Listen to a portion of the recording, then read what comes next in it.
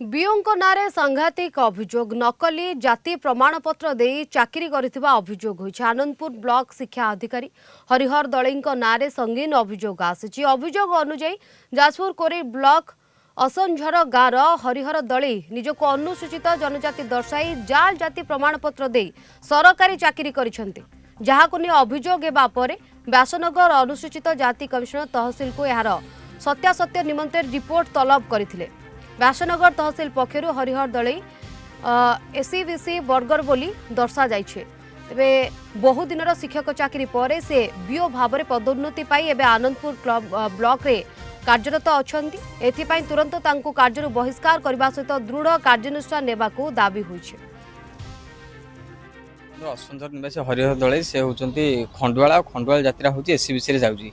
मो सी दीर्घ वर्ष हबो प्रथमे टीचर जॉब पाइथिले फेक सर्टिफिकेट ट्राइबल सर्टिफिकेट देकी परवर्ती मुहूर्त से कोरेईर एबीओ तापर बारंबार अभियोग होगा पर से तांको केन्द्रापड़ा ट्रांसफर करागला। बड़चरा किसी से बीओ दायित्व थे सेठी अभियोग होला कौन से कार्यानुष्ठान नहीं बारंबार बदलले कार्यानुष्ठान सीमित रखागला। सेठू जो अभियोग करा बर्तमान आनंदपुर को आसी से बीओ होगी आनंदपुर चार्ज अच्छा बीओ आमर समस्त रेकर्ड को आम तहसीलदार जातिटा प्रमाण कर कौन आम निजे कर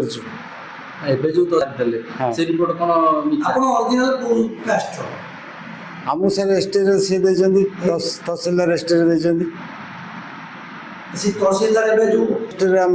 सब आम प्रेफरेंस पाई सब कराई सर से गवर्नमेंट फाइनाल कर तो किसी कर आमको जहाँ